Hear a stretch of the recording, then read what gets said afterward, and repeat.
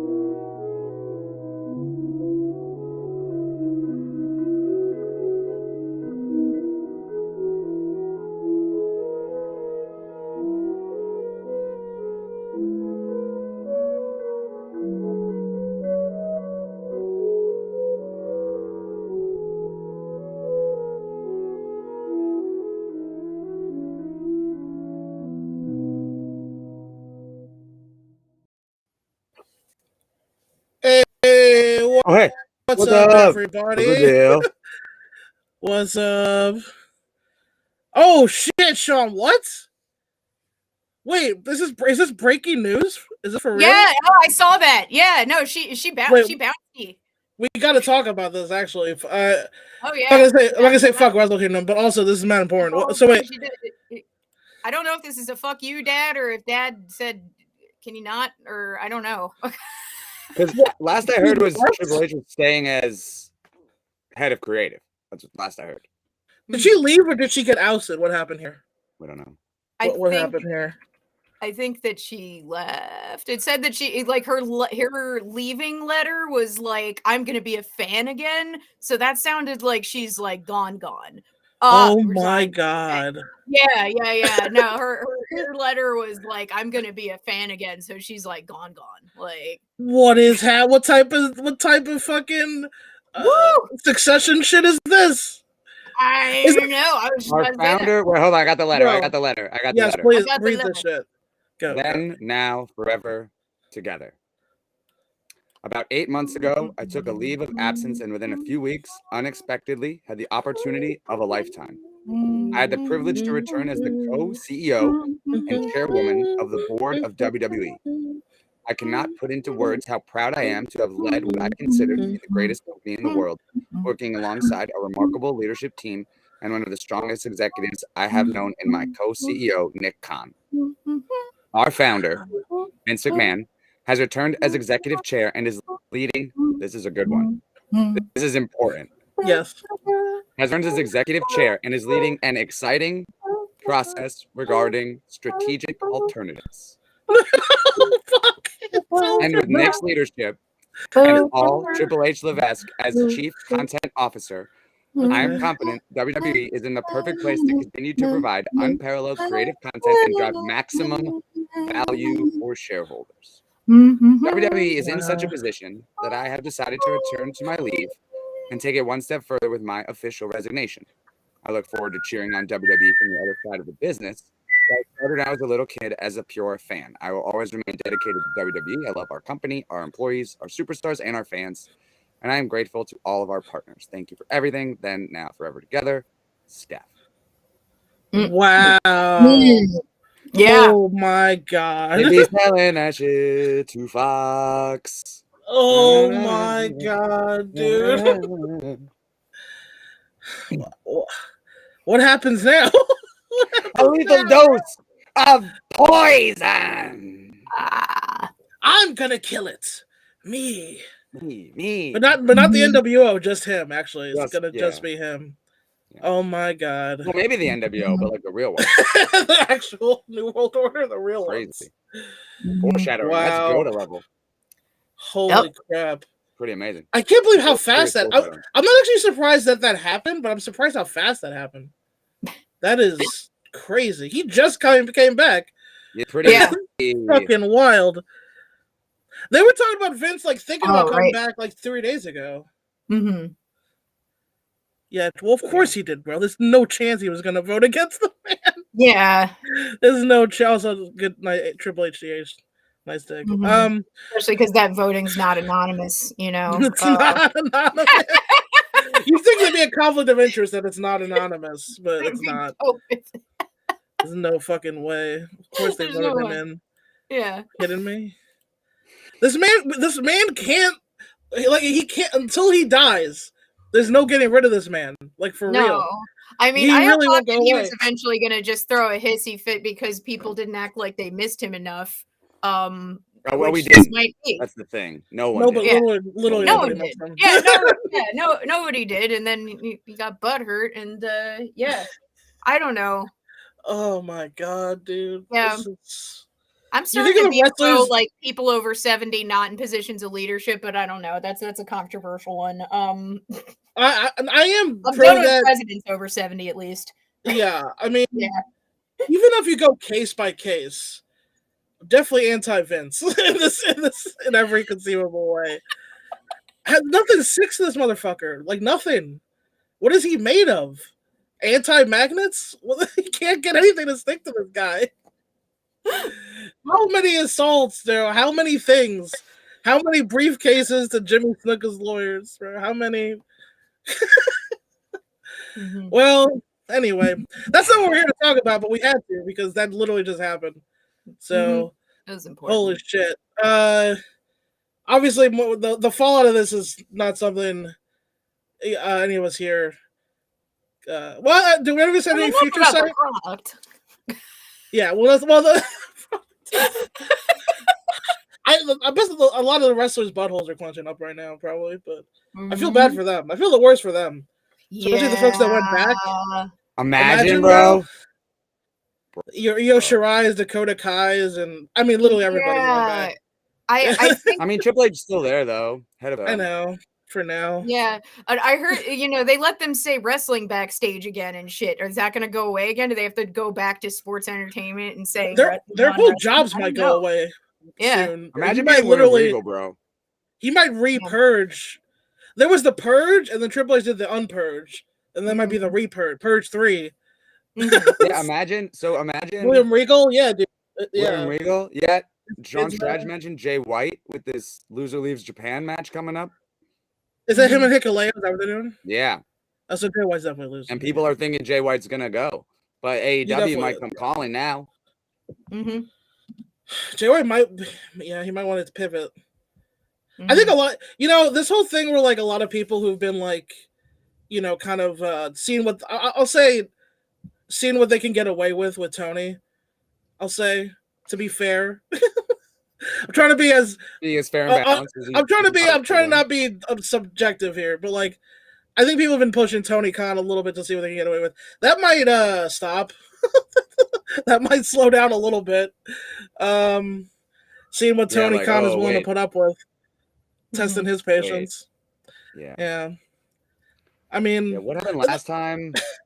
What happened last time a TV company owned a wrestling company? It didn't work out. I honestly don't even blame the talent. Like, once Vince was out, you should like try to, I would do the same thing if I was in their position. Yeah. I'd be like, what can I get away with? But that might be ending soon. Anyway, Wrestle Kingdom, everybody. We're here to talk about New Japan Pro Wrestling. They put on Japan Wrestling. Yeah. It's Christmas. WWE's Goofus. Yeah, some people got mad about TK tweeting that, which whatever. I'm not on Twitter. I don't care anymore. It's Christmas. It comes once a year, Wrestle Kingdom, except sometimes when they do 2 days at the Dome. But this year, they had one big show, and I'm joined. I should say I didn't introduce my co-host because the people know we're famous. Sean Tretch jumped in early. Yeah, that's true. We got Zach Snow. Whoops, sorry, that's Zach Snow over there. Yeah, we got Hannah Harkness. Couldn't get that one wrong. If I tried. We are. That one's easy now. It's a BBC collective, baby. Benel Hermosen. Touching the top of your screen. Yeah. You start going into ASMR. Benel Hermosen not available. I assume he's watching Tokyo Joshi Pro and yelling at me for not watching Wrestle Princess. These are facts. So we'll go through the card here. Let's start with his overall thoughts about Wrestle Kingdom 17. I'll start. I thought this was a good show. However, I think of the one night Wrestle Kingdoms, then It was that's good a show. caveat. I really liked it. I think it was one of the weaker one night Wrestle Kingdoms I don't that know I about can weaker, remember. but I enjoyed It's it. still a good show. I think the Zach? only match I didn't enjoy the finish, like the actual, like the results in the end of it, was the tag match. Yeah, she couldn't make it here today, but Katie Rose Leon, who was at one point going to join us, texted me to say that Yoshihashi defeating FTR is violence. And I we'll get to that when we get to that. People feel certain ways about Yoshihashi and Bishop. I agree with Sean Trage as well. I think for a new watcher, this show. Woo! I mean, listen. Yeah, as a new watcher, yes. I had a good time. I've only seen a couple other Wrestle Kingdoms. The only difference is I think that the entrances were less wacky on this one, but other than that, like it's but that's they were like slightly toned down. Yeah. Yeah. They had less cinematic entrance, like big cinematic entrance. They had none, I don't think, really, other than like no. Ospreay's, but not really. Kenny Omega's is dope. Was lit. Yeah, but even that was still like less than some of. Yeah, it wasn't extra. Mm-hmm. It was not extra like they have in the past. Yeah, it was with dope. the exception of Hiromu dragging the eyeball. That was dope. But yeah. Hiromu, it is what it is, dog. Yeah, no, that's what he do. Yeah. Overall, I think overall definitely a thumbs up show. I would say 2 thumbs up show. 2 thumbs up. Very good show. And we'll start. Well, no, fuck it. Let's start with Omega and Ospreay. Because it was not the actual main event. It was part of a double main event. A co-main event. Nobody in this business believes in that term, right? That's like a thing. Everyone knows it's not a real thing. No, they should have put that shit at the end. I felt bad. But yeah. I mean, this was. It speaks to like what New Japan cares about as a company and a brand, and the image that their heavyweight championship portrays, the type of match that it was, the type of match it usually is. Jay White and Okada as wrestlers. Yeah. They can both kind of do what Kenny and Ospreay did in that they can have a match like this. Not with all the same spots, obviously, because they can't do the crazy acrobatics, but like the same type of pacing and craziness. But Jay specifically does not wrestle that style. But you know what I mean? Like that's not the World Heavyweight Championship. No, it was a very different story. And also Jay specifically does not wrestle. Yeah, but he could, like he can get those types of matches. He could. But what I just mean is like the IWGP World Heavyweight Championship has a certain feel to it. Yeah. And like even when Ospreay had it, his matches were sort of toned down. Except the Shingo match. They did a lot of shit in that match. Well, they went off, but yeah. That's he can't help it. When Ospreay and Shingo get together, they pop off, but yeah. Yeah.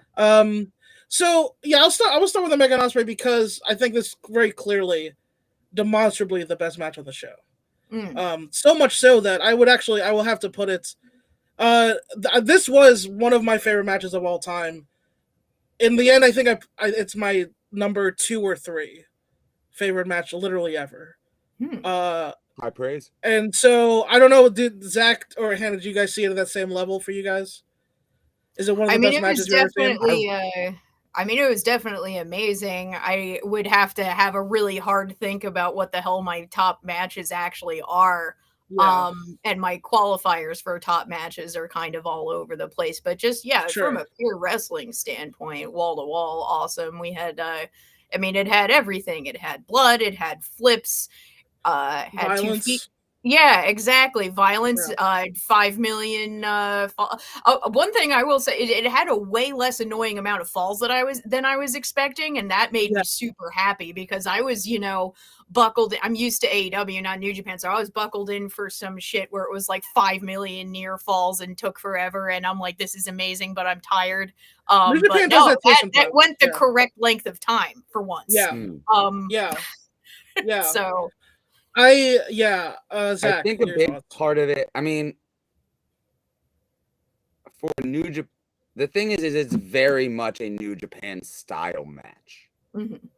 Do you think so? I would disagree actually, but go ahead as to why you think so. Because of the escalations.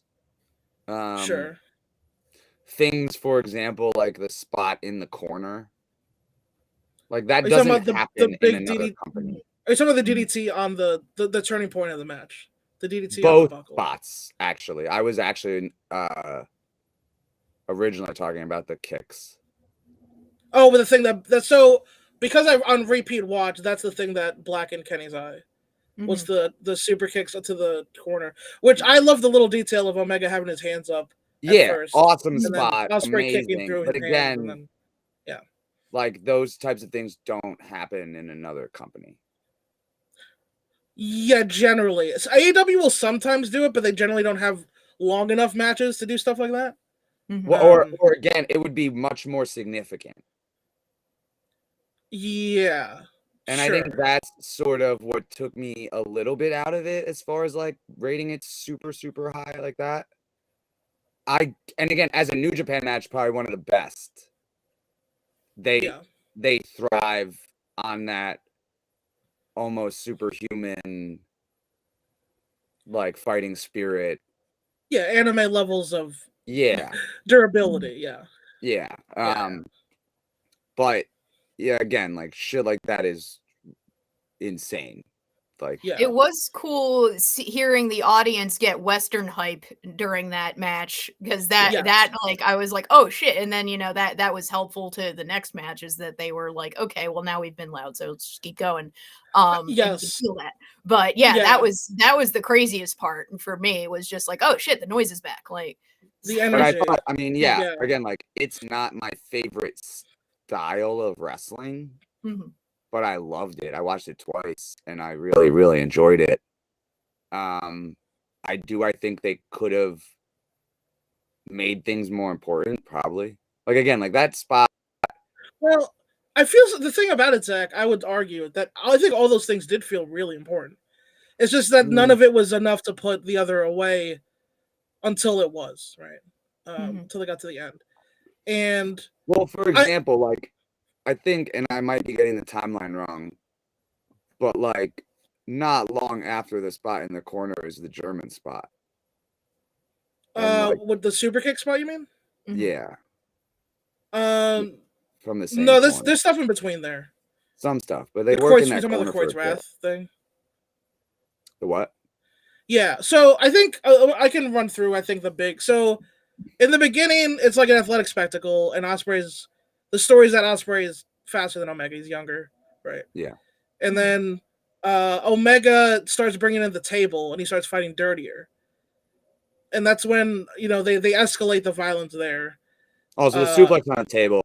That was sick. It was no, the 2 feet through the table, like that like made me sick. That, like I actually have never seen that spot before. Yeah, it was super cool. That I get at least, but like, because like, okay. And then Omega did the here's Johnny thing with the thing, Yeah, no, I've like literally never seen that. To the great moment. The suplex on the table, though, you just get owned. I mean, look, they're pros, man. Metal, it's just fucking metal, bro. I know, but I trust them I trust them that they're doing it. That it was gnarly though. And then there's the kicks in the corner that blackens Kenny's eye. They do a lot of counter wrestling, and then the big spot is when, and this is when the story of the match really takes shape. Is when Kenny gives him the DDT on top of the exposed turnbuckle. It was before the Kreutz Wrath. It was before the Kreutz Wrath, yeah. Because as soon as Ospreay gets DDT on top of there, he's fucking like dead. He's bleeding. He's done. He's at 1 hit point. And Omega literally just has to finish him, but like Ospreay just keeps barely surviving. And they did like a really nifty spot here, which I can't believe I've never seen them do, where Omega gave him the in the ropes V trigger, and Ospreay just falls out of the ring, which is so just intuitive. Like, he's like he's dead. But then Ospreay like barely like keeps fighting back at like 1 hit point basically, but he can't really muster any sustained offense. But he uses those hidden blades to keep putting Omega down, because that shit is lethal. Yeah, the hidden blades to the And face were then- awesome. The front. Yeah, that front was face, sick. That was super sick. They were dope. He hit him twice with it, and it was savage both times. Yeah. Second one was unreal. It started out like as an athletic competition, and then it became like a grudge match in the middle, which is really cool. And also the spot where Omega takes Ospreay's head and just slams it through the table on the outside, that was so awesome. It was like some shit out of the Raid. It was fucking crazy to just like watch his head actually splinter the wood. I know it's a gimmick table, but it looked awesome. Like it looked so cool. God damn it. But it's like I believe like you're trying to kill a guy who you hate. Like that's like I'm like I believe I'm so bought in, you know. I don't know, man. Like again, I know it's like the New Japan style of that escalation. That's not a New Japan thing though. Like they don't smash people's heads at the tables usually. Well, right. I mean, that's not. I don't think that's what you would call a New Japan. No, I mean, spot. I think, like for example, like Tana or Okada in big matches would get. Yeah, they do a lot of big reversal stuff. Yeah. Yeah, sure. Yeah. Or like a big heel would. I mean, all the heels really have been gaijin recently, but like a heel would do so. A heel would definitely smash somebody in the face. It's like a thing. But like, yeah, but not that. Like, not that way. Not I don't know. I would have loved this. I would have loved this to have told the same story without the plunder, a lot of it. I think that would have been. Really... the plunder spots were cool though, Zach. That's my whole argument, and I'm sticking to it. Cool. I wasn't necessarily expecting it, and it was kind of like different. Like it didn't.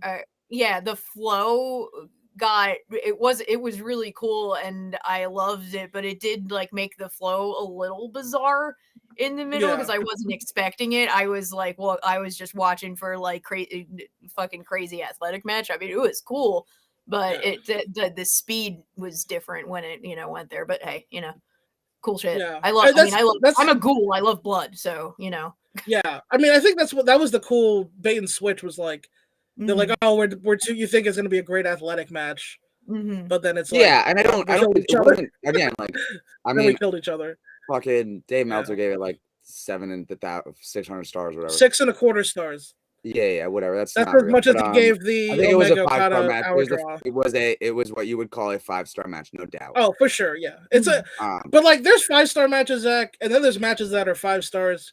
Like 10 minutes before it's over for me, and that was this one for me. I was like, I knew this was 5 like way before it was over.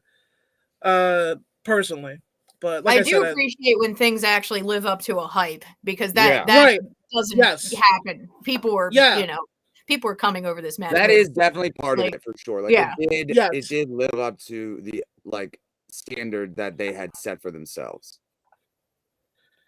I would argue it blew way past it, honestly. I mean, but also, I want to point out one of the things. Did it though, Lotto? Hold on. I think so. Don't move on.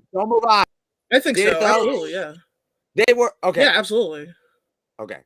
I absolutely think it blew past. I expected them to have fast-paced, athletic match. That's bullshit. And that's not what I said. The expectation is set for themselves. They are arguing and fucking believe, and we know this, that they are the best two wrestlers on earth. Yeah, and they had a match that a lot of people match by a mile, based on how they presented themselves. But the problem is that Okada and Omega happened also like 5 years ago. You're right. So, but again, like I don't. And at the time, they were the best in the world at that time. But I don't know if this 5 years ago. I mean, I might watch it a third time because I just don't know. It didn't leave me like awestruck at the match. Like it was awesome. I was fucking hype. But like I didn't. And you watch this Undertaker versus Shawn Michaels, right? Too, right? Like that match. You at the end of it, you're like, fuck. Wait, when you say 2, you mean what do you mean 2? You mean from 2009 or to the Michaels retirement match? You like that one more than the first one?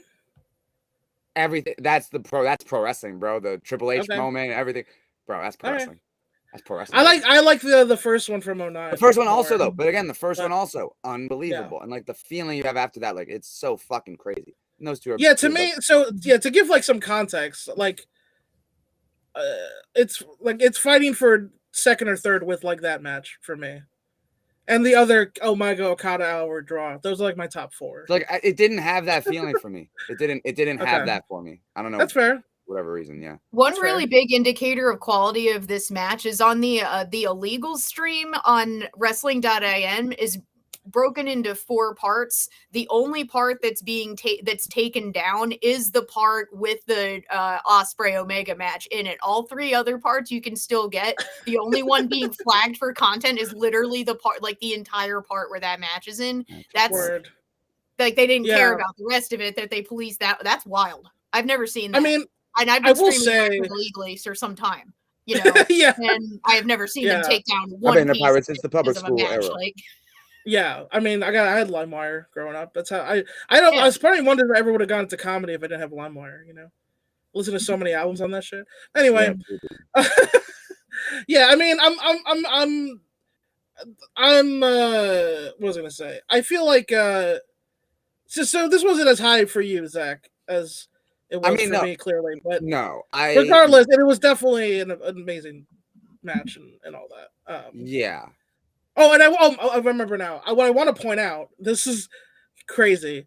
Kenneth Omega, this was his second singles match in a year. Yeah, after he had been on the shelf for 6 months, he had a match on Dark, which me and Zach watched. Was good. And was good. He wrestled this Japanese guy and put him over. Like, he got a lot of stuff in. It was really good. And then he had this fucking crazy thing like, with Ospreay. He had his second singles match in like a year, and this was one of them. Lad, that's nuts. That's insane. At this point, I mean, Kenny Omega is one of the greatest pro wrestlers of all time. I don't care what anyone says. I mean, the proof is like the proof is in the output. Things that took me out of it, I think, a little. Again, like I loved it. I've watched it twice. I really enjoyed it. Yeah. But like things that I think take away from it being like top 5 of all time for me are like, a little bit of the too much on the like with the table spot stuff. And then I think like maybe just like the amount of times they use the exposed turnbuckle. They used it, I think, twice. It was 2 big spots. 4 times. Was it? I mean, I know they took the turnbuckle off like mad early because they took it off mad early, and there were a couple bumps. There were a couple bumps into it, Lawson. There were a couple bumps into it. Oh, earlier on, yeah. And then they took the big Kenny super kick spot, and then the DDT. The DDT was the big spot, and then when he did the thing where reverse power, like face busted him. It was the other big one. Yeah. This was like 5, right? Like off the rip. Like, sure, that's fair. I mean, I don't know. It's just like a lot, and it's like. I mean, it was a fight, Zach. I mean, it was a violent match, but like which they didn't tell you it would be. Yeah, but then it was. I almost would have rathered. Hold on, one real quick. But you know, they did all this because it was their Wrestle Kingdom match. Mm-hmm. They might have another Wrestle Kingdom match, but you never know. Yeah, I mean that's true. But like, had to do all the like, for example, like I would have loved, and this is just me personally. I'm probably not in the majority, but like I would have loved like a fucking Matrix Minute spot from them. Sure, you're talking about like a sequence like of like dodges and counters early and stuff, or even like that. Like mid late.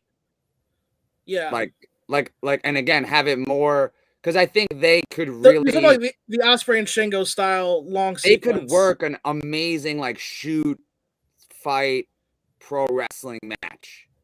That's not Omega's thing though. That is more of an want Ospreay it thing. Though. Yeah, Omega doesn't do that really. That's more of an Ospreay thing. No, but he's so good at it. Yeah, he probably would be. Omega does do sequences like when Omega would wrestle Okada and Ishii, he would do some longer sequences, but he generally doesn't as much. It's not really his thing. It's more of an Ospreay thing. No, he does a lot of like capture. He does a lot of like captured sequences, like move, like go behind, like fireman's carry, slip out, stuff like that. Like electric chair because like the One Winged Angel, blah blah. This match specifically was about the big moments. It was about the DDT on the thing, the DDT on the fucking thing, wrap. and that was amazing. Don't get like again, like I will not take away like that was crazy. Yeah, he bladed. And the like, Kreuz wrap, by the way, that is the electric chair into the German off the top that he did. By the way, I watched the second time. Ospreay, they landed that perfectly. Ospreay landed so safely, which is nuts. Ospreay is not a small. He's not a junior anymore. He's like almost Omega's size. Omega literally electric chair deadlifted this man into a German. He's a savage. Like 30 minutes into the match. But like then, for example, like if again having done all of that stuff with the turnbuckle, like I would have just not done the table stuff. They did everything, Zach. They did everything. Like that, and then it's one of those matches. Like, but like also from like a work perspective too, it's like man, like, and people have said it like. Okada and Jay White like still had to go. Yes, I would like, and that's a good transition into the main event because you're correct. I will say the only thing they didn't do was have like the United Empire get actually involved, other than standing around Will Ospreay while he bladed. Yeah, while he bladed. Yeah, they covered for the that brings us nicely into the main event here. Oh, before I get there, any thoughts about Omega using the Kamigoye to finish? Oh, that was sweet. Off. I mean, I liked that. I loved him using the Kamigoye. I loved Ospreay spitting in his face. I loved that Ospreay used the fucking Styles Clash. Yeah. I wish again, my dream would have been like they have a bust ass 35-minute fucking pro wrestling banger, and then AJ Styles comes out at that afterward and challenges. You were pitching this to me. You were pitching this to me before the show, and I told you it wasn't. I'm just saying, like, if that had happened, I think everyone would have lost their shit collectively, and we'd still be talking about it. We'd still be in disbelief about it. Sean, did you think it was cute when Omega did the Kamigoye? I did, yeah. Is that what you're talking? Is it the all moment? Well, yeah. Shout out to the homie. I'm a sucker for Ospreay running up people's chest and flipping over, but I also like that when people do it on soda machines. I don't know. Every time I get a pop. Yeah, it was sweet. Oh, when he does the like backflip off them. Oh yeah. No, when he just runs up someone else's chest, that fucking rocks. Like, yeah, it's awesome. It's really cool. Yeah. Yeah. So let's get to the main event, which I do agree with Zach that because this match was so nuts, I think Okada and Jay White had trouble following this. And it's crazy to think about because Okada is the man. And he's the man at Wrestle Kingdom. Well, again, though, that's the thing. Like the match beforehand was, like you said, like everything, but like it was very violent. It was brutal, and it had like a lot of acrobatic stuff to keep it high energy. Where like the World Heavyweight Championship matches, especially with Jay White, but even with Okada generally, are slower paced matches. That's that they do. It depends. Yeah, that you're I would agree with you for the most part. But that's more true with Jay White than it is Okada necessarily. But Jay White has a very specific style. It's very deliberate. It's very Western even, some would say. And this has led a lot of weebs to dislike Jay White and his white boy wrestling style. And what I say to that is you're wrong. He's great. But he's great. Even though I like Jay White, I don't think that his style of main event was necessarily suited to follow the crazy shit we just saw. And I think it kind of hurt the overall show because I thought Okada vs. Jay White was good. But that's all I can say. I think it was good. I rewatched it. I really fucking liked it. It's really good. So it had the classic Okada like, Jay White finishing sequence. That was really good. Yeah. Okada is the best at finishing sequences in the world, though. The whole world. He's the best ever at doing the final moments of a match.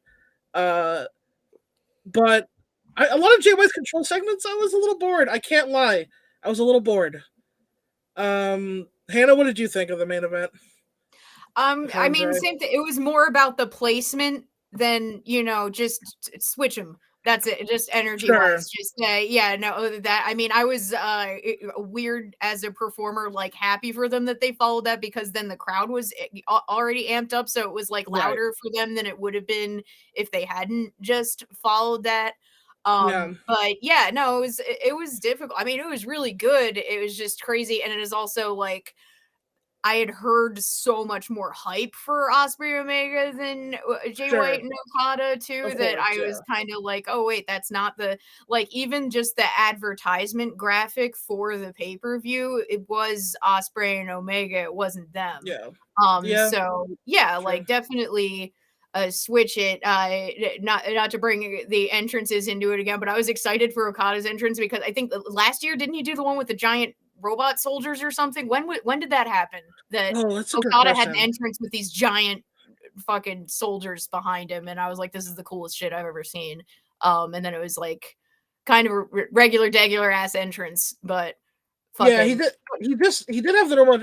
He did have like the weight of the Inoki with him. Yeah.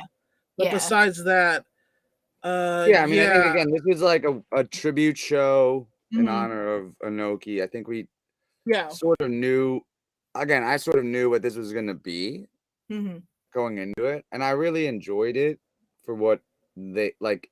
It hit all the beats that like this was supposed to. Again, like, and that's like what their title is about. Mhm. Like, yeah. I don't know. But I will say historically, as someone I've like watched all the Wrestle Kingdom since 7, I'll say.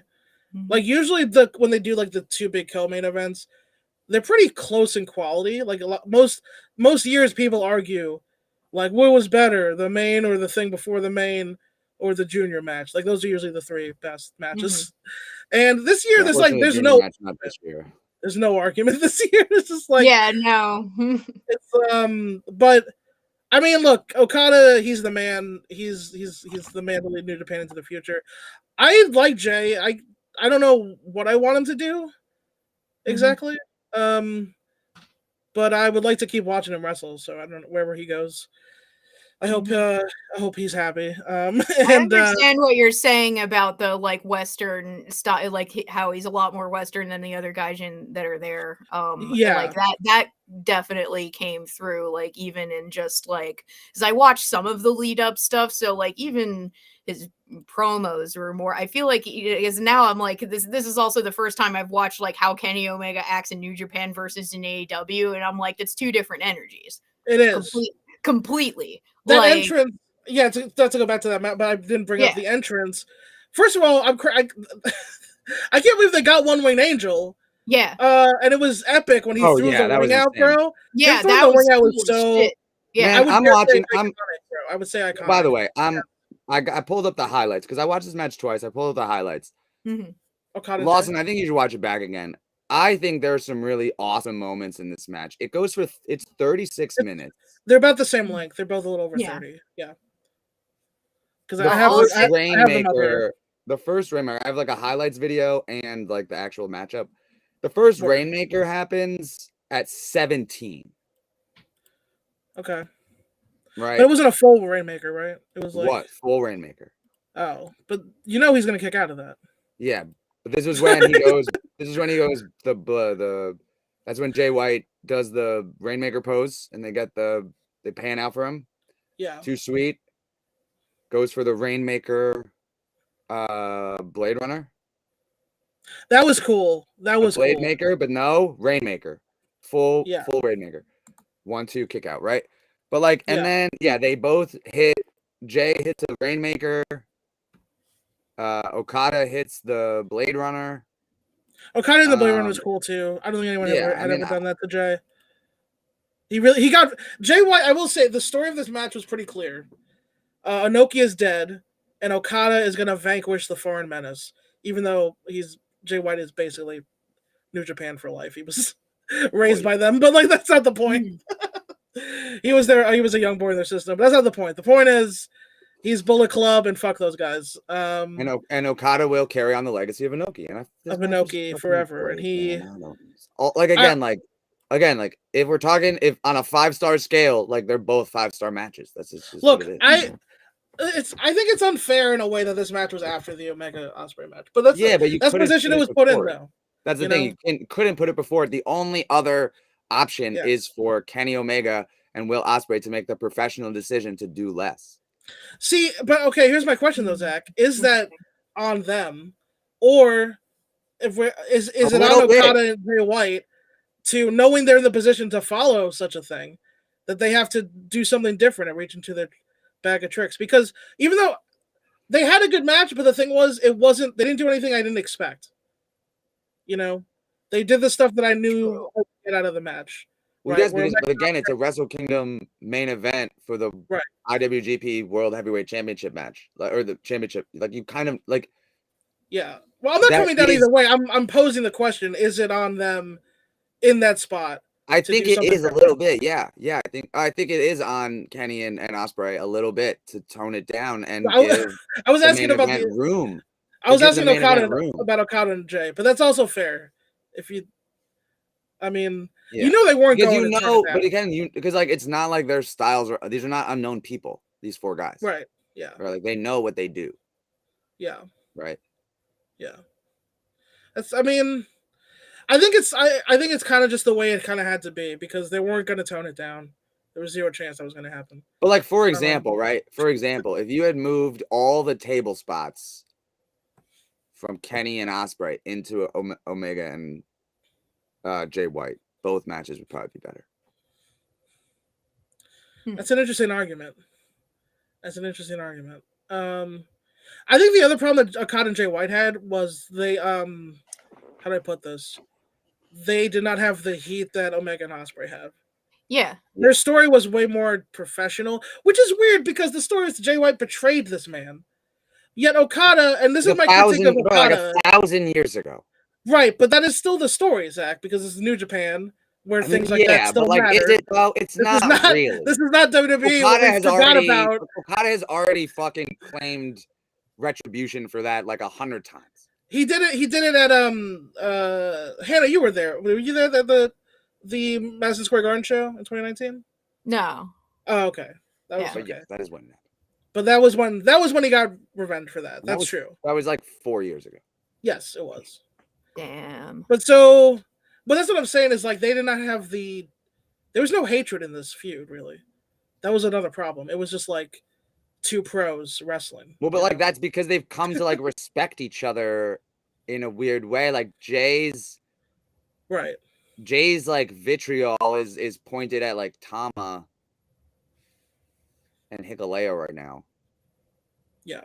Not at Okada. But like it's still it is because he's the champion. But he like knows Okada deserves to be champion, just as he deserves to be champion. And I want to point out, I don't know if either of you saw the post-match promos from these four, but specifically from Ospreay and Jay White, the white boy losers. I'll just say this. Jay White Omega won. So people, anyway, people are like talking about Jay White's promo like, oh, it's super good, and I don't disagree. Super good. However, he did it already though. He did the same promo. He did it already, and he also did 2 years ago. He did do it 2 years ago. All he did was say his normal promo sad. Yeah. He just said, it was good though, but Zach, you're right. Catalyst. He did do the normal promo, but he was sad. That is exactly what it was. I'm the leader of Bullet Club. But here's the best part of Jay White's promo for real. Because this part he didn't do in 2020. He's like mad and pissed off and sad, but he says the same. And I love it. Don't get me wrong; it is compelling. I want to watch it. It was great. Yeah, it's like Sad Blade. Sad Blade. He was Sad Blade. Breathe. Cry with the Sad Blade. Cry with the Sad Blade. No, the best part of his promo, and this actually got to me a little bit, where he's like, when I was a young boy, that man Okada was so kind to me. I was like. He's never brought that shit up before. He never brought it like, he paid me really good to do his laundry. And then I did all these things to him. I was like, God damn, Jay. I almost wanted to be like, pull yourself together, man. I mean, yeah, that's the idea. Bro. Ospreay had a fucking meltdown. Ospreay's meltdown was great. Ospreay's meltdown was really good, too. You know who had a better promo than both these hooligans? Omega? Fucking ZSJ. I didn't watch it. Chilling. I didn't watch it yet. Oh no, I gotta watch that. Yeah. Yes, you do. Shit. Just this is my first exposure to that guy, by the way, and I'm like, hell yeah, who is this? ZSJ. Movie bully ass man. Nice. This is a sleeper match too. That was a great match. That was great. Yeah. We can actually, if we're done talking about the mains, we can move. I mean, down yeah. Again, the I think the main is worth a rewatch. I think it does. I don't stand disagree, up. Zach. I think it's fair. I think it fair. stands up. I think it's very good. So just Meltzer went 6 and a quarter for Omega Ospreay, 4.5 for Okada and Jay. Ridiculous. And just as a disrespect. 6 and a quarter was he gave the Omega Okada hour-long draw, just for comparison. Anyway, yes, Comrades ASJ. His filthy fucking. That's what he does. Is he stretches. What are they called? What are right wingers in the UK called? I can't remember now. Tories. Tories, thank you. Stretch a Tory. Anyway, so we had the junior title match: Hiromu Takahashi versus El Desperado versus Taiji Shimori versus Master Wato. 1642 4-way. I'm gonna say right up front, fuck Master Wato. Come on. He's wearing Chinese face. It is bullshit. It's bad. He sucks. He was pretty good in the match. I got to admit. I'm actually. He was good in the match, bro. He was good in the match, and it really upsets me, honestly. This was my favorite match, by the way. I'm not saying it was better, but it was my favorite. Wait, so Hannah, what were you saying? Is this your favorite match? I didn't mean to talk over y'all. I'm not saying it was the best match, but it was definitely my favorite. I had the most favorite. Fun. Good. Yeah, my ADHD ass likes it when you have like 4 people that weird constantly switching in and out, because that was like the most colorful. I think just with like the most shit going on. Yeah. It was almost like a team. I had never seen Master Wato before this, and I definitely like Kung Fu, Sean. Sorry, Hannah. He's supposed to be a Kung Fu master, and it's bullshit. Sorry, Hannah. Continue. I was gonna say I understand where everyone is coming from with their opinions about him. That I can see why you're annoyed, and I can see why Zach is defending him. I totally get it. Not only that, he was the great hope of this match. Like the commentators are telling you, like the crowd wants Master Wato to win. He's the underdog. He's the only person that's ever been junior champion. He basically was fighting the other 3 aces of the division. It was like Master Wato against the 3 pillars of the division, right? So yeah, he was like the great white Japanese hope. And the whole time I'm just like, this motherfucker's wearing Chinese face. Just out there doing his shitty kung fu with his shitty gimmick. And then he threw like a really good German. I'm like, fuck, that German was really nice though. Our German was really good. He almost killed Hiromu with that German. Now, so sorry, so Zach, sorry, what were your feelings about this 4-way? You don't love 4-ways. I also historically don't love 4-ways. For titles, it was singles good. titles. It was fun. It was good, but like, goddamn, it was why fun. 4-way? It was fun, but so what about this outcome though? Hiromu, I did not predict Hiromu winning. Oh, really? I think because it was a 4-way. I was like, I don't know. I mean, anyone can win. Why does Hiromu have to win? That was my mentality. Because he's the Okada of juniors. What do you mean? It's like John Cena winning a 4-way. It's like, well, it could have been anyone though. Like, why could have been? John Cena? Yeah, could have though. I could sort of feel the energy in the room agreeing with you when that happened, because I love Hiromu, but I was like listening to and it wasn't like a normal like, oh, we were trying to Master Wato and then it didn't happen. It was just kind of this feeling of like, again. Right, like, it was. It felt like again question mark. Yeah, that's very. But it true. was a good note. Like normally, I'm not a for it. Rather Taiji Ishimori or Desperado to win this match. Or either of them to have wrestled Hiromu in a singles match if Hiromu was just going to win. Right. If Hiromu was just going to win, why wasn't it Ishimori versus Hiromu? Also, where the fuck is my boy Kushida? How did he get squeezed out of this? He just came back to this company. Where is my boy? What have they done with my son? Now that I didn't know, and I'm also. I also kind of dislike. I kind of get it. I should point out, Hannah, also, Kushida is historically my favorite New Japan wrestler, him and Ishii.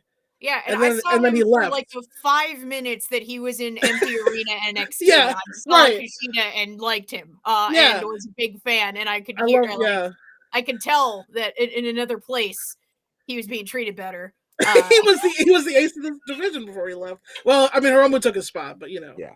Yeah. They both He had was- time-related Kushida- phrasing. I don't know. Right, they Kushida did should have actually. been in the Yes, that match. was on purpose. Instead of Master Wato, Yeah. probably. I Yeah. also think mean- that, like, in general, this is like a larger thing in the junior division. I would really love Kenta to be in the junior division. I get why he's not for a lot of Too big a reasons. star. Too big a star, Zach. Too big a star. Taiji Shimori's the man Yeah. and is in Bullet Club. But, like, he could have such good matches with these guys, like, way better than he's having. I mean, he doesn't even have matches, but, like, He doesn't even have matches, really. He just shows up and is weird. That's what Kenta. Who would have guessed that's what Kenta has become in 2020s. I don't know, man. In 2005, this man was a curmudgeon who kicked people in the head for real, and now 15 years later, he's just like a character. He's a just character goof, actor. It's so weird. fucking goof. He's a complete goof. Yeah, this match was awesome, but again, like, why was it a fatal 4-way?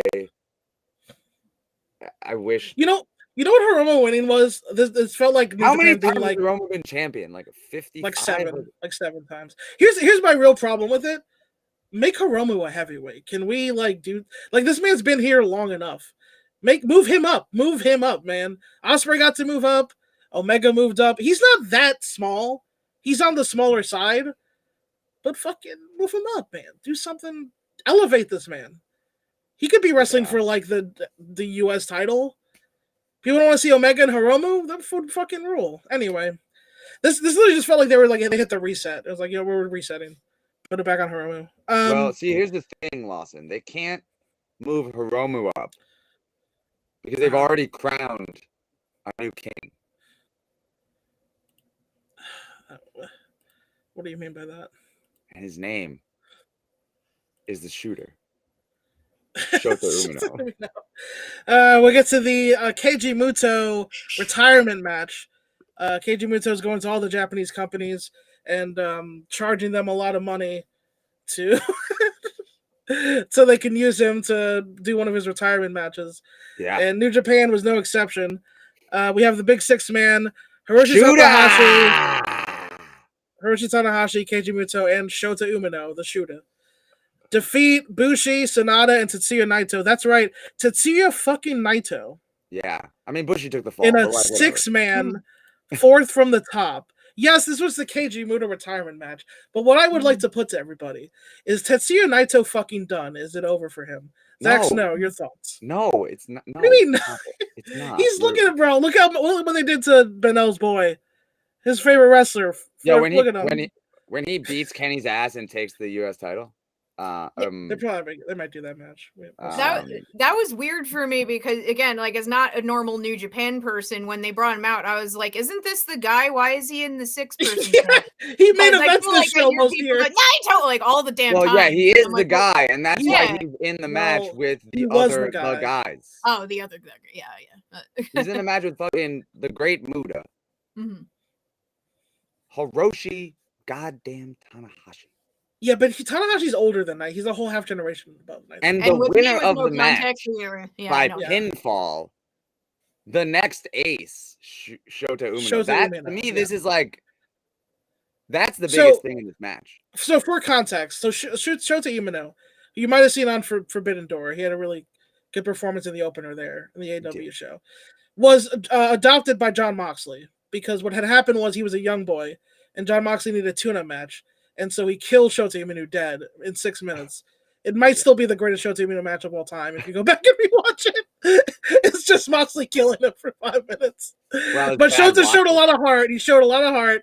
So Moxley drug his corpse to the back, and he cut a promo, and he's like, "This is my young boy now. He's mine." And his name is Shota, and that's it. And he's been adopted by the Moxleys ever since. Yeah, and his dad is also Red Shoes. Making him Willie Uta's older brother. Yeah. So his actual dad is Red Shoes. He also was put in the Walls of Jericho by Chris Jericho when he wrestled Omega 5 years ago. True. It's true. Before he was wrestling. Mox do be adopted. Now kids. he's the GOAT. But he won the match. He won Muta's last. He scored the pinfall in the Great Muta's last New Japan match. Correct. In a match where also arguably the greatest New Japan champion was also in. You could argue two of them. Tanahashi and Naito, both of them. Two of them. People would argue, yeah. I mean, yeah, Tanahashi is, I mean, the John Cena of New Japan, Yeah. which would make Naito CM Punk, maybe. Sure. Yeah. Closest comparison I could get to, probably. But yeah. Probably. And here he is. Here they both are in a 6-man. They both are in a 6-man. With Keiji Muto, who's Sting, I guess. But yeah. Sure. But yeah, so Muto's retired. Good, good. Get the fuck out of here, Muto. I mean, it was. What? I mean, you want to put it in WWE context? It's the Undertaker, John Cena, and Shota Umino versus like CM Punk and I don't know, like Ray and Miz. Sure. Yeah, you call him Bushi Miz? I mean, sure. No, I called Sonata Miz. I called Bushi Ray. Bushi's not Ray. What the fuck are you talking about? Go for masks, man. He tried. Ray Mysterio? He tried, the GOAT, bro. Fine. It was CM Punk, Miz, and Lindsay Dorado. I don't know, man. Thank you.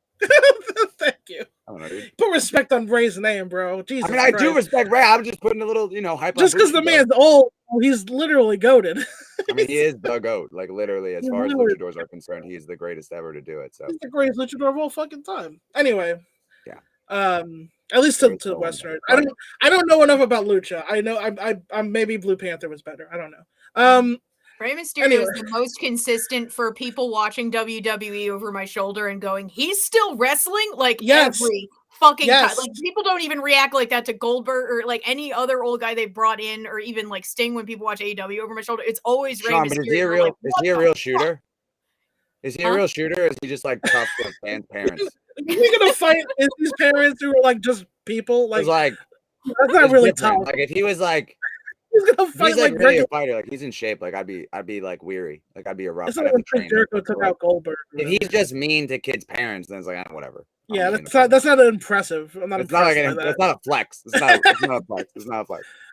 Okay, let's get to the time I got in a fight. Yo, that's crazy. Who'd you fight? Was it a bar or something? Nah, man, I was at a wrestling show. This little girl, she was talking shit, so I punked her dad. All right, man. Was her dad like a shooter? Nah, he was just some guy. Flex. He probably worked at a mall. I don't know. All right, we'll go to the next match here. That's so weird, dude. Tama Tonga defeats Carl Anderson in 9:36 for the never openweight title. Loved this match. Lawson didn't like it that much. I didn't like it. I'll be honest. I disliked it. They did apparently watch the finish. I had to rewatch it, and they did watch the finish a little bit. I'll let you guys go first. Positivity up front, and then I'll tell you. I mean, this was Tama's moment. It was worth it. The fact that it was WWE versus New Japan, literally does matter. It was cool. Yeah. Would have liked a little bit more Bullet Club involvement. Sure. I guess not. That's not a thing though. I kind of. It was dope. I liked just again the feel of the match was really good. The energy of it was fun, and yeah, Tama's big moment to win the title, and like that's fucking dope. Or Hannah, your thoughts? Yeah, I mean, I hadn't seen Tama yet, so now I the whole thing got kind of eclipsed by me becoming a Tama fan. Basically. Yeah, I just was like, who is this? Like I wasn't paying attention to the moves as much as I was. Because ain't nobody really than Gorilla. Fuck. Ain't nobody really than Gorilla. Yeah, that song is lit. Yeah, ain't nobody really than Gorilla. I may or may not have played that song on a repeat while me and Zach were playing D&D once. All about that action. Whoa, we bring that action. Yeah, no, that guy rules. I mean, I does. bought a New Japan subscription finally, if for no other reason than to stop watching other stuff. But like, yeah, I'm gonna be watching that guy now. I fucking love him. And it was like, and it did break up the like nothing on the card was like boring ever, but there was some stuff around it that was kind of similar. Like that one woke me back up a little bit more, Yeah. Yeah. Not that I wasn't awake, but like that one definitely had a different, more intense thing coming out of both of them. Like, yeah, Tama had an energy to him. Yeah, my whole thing with this was that I thought Tama was great. I think since he's turned babyface, I think Tama's he's done a great job. Yeah. And he's really stepped his game up in the big spots and all that. I thought he was good here. My gripe is with a man who I do defend on the reg, Carl Anderson. When they came for my man when he showed up in AEW, I defended him. I'm like, you don't even know. this man's goated, bro. He was a finalist in the G1 a decade ago, and I still give him clout for that. He was. You just seen him in WWE, you don't realize this guy's great. But I thought in this match, I don't think he was that good. I thought he was a little. I don't know. I thought he was a step slow. I thought he was a little bit off the mark. He did botch the finish. It was a decade ago, bro. He is older, but he also, I didn't feel like, I don't know if he had the full effort. You know, he wrestled the whole thing in a t-shirt, man. He's putting over his boy, Tama Tonga, you know? Mm-hmm. I thought he'd be like... I feel that he was putting him over, but I didn't, hate it. You know, it didn't bother me that was happening. Also, Sean, there's one, I don't need a Peacock account. There's one guy that used to watch Philly comedy that gives Philly comedians all of his streaming logins, so I'm good on that. Word. But yeah, also it looks like the WWE is looking in. They also might want a piece of Tama Tonga. So it seems. Although with this news with Vince, maybe Tama's like, nah, fam. Oh, God. Nah. I don't want to know what they would rename him. I don't. I like what he's named now. I don't want to hear his Spirited Away stolen name. I'm not interested. You know what's crazy? I remember yeah, on television, and not even that long ago. It was probably like 2015 because that's when Roman was starting to become a main eventer. Vince on TV cut a promo where he talked about Roman's ancestors having like a bone through their nose. He said that on TV. This is not that long ago. This is like 2015. He said that on Raw. And what I remember specifically is nothing happened. Like literally, nobody said shit. He just goes, if this was 40 years ago, you'd have a bone through your nose. And I was like, well, that's probably... I remember that promo. I do remember that promo. That's probably going to be a thing, and it wasn't. Nobody fucking said shit about it. That I've been streaming with my computer sitting on a piano the whole time, and I haven't used the piano for emphatic effect, so... Yeah, no. Fuck that. That's crazy. It was so wild. I was like, that is... out of pocket. That is so out of pocket. I mean, it's not as out of pocket as that one time with John Cena and Booker T, but whatever. That was worse, but okay, that was longer ago, but also worse, probably. Way worse. Where Vince just said the N-word, and then Booker had to be like, tell me he didn't just say that, or whatever. Tell me he did not just say that. He literally just said the N-word in front of Booker and his wife. Yeah. I'm at that pitch meeting, bro. That pitch meeting, amazing. All right, I'm going to walk up in a do-rag.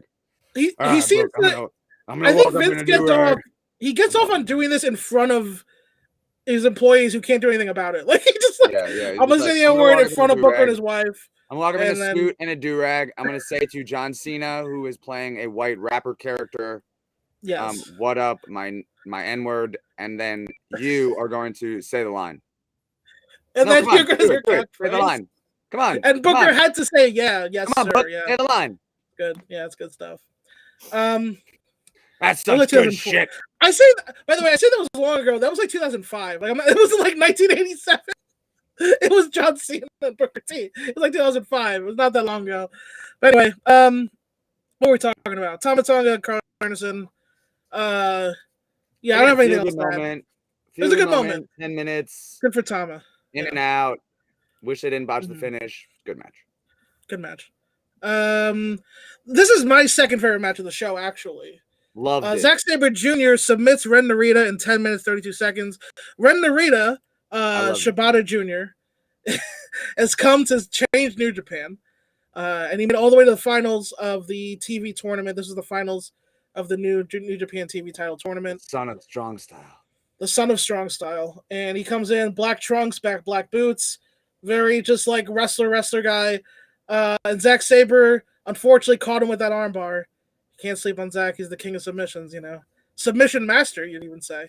You would say. I love this match. I thought it was great. I just loved it. I just thought it was...